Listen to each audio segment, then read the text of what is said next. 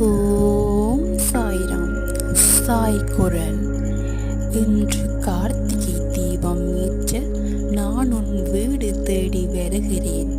தீமைகள் நீங்கி நன்மை பெற நீங்கள் நலமோடு வாழ வேண்டி வாழ்வின் எல்லா சங்கடங்களும் நீங்க கார்த்திகை தீபம் ஏற்றுங்கள்.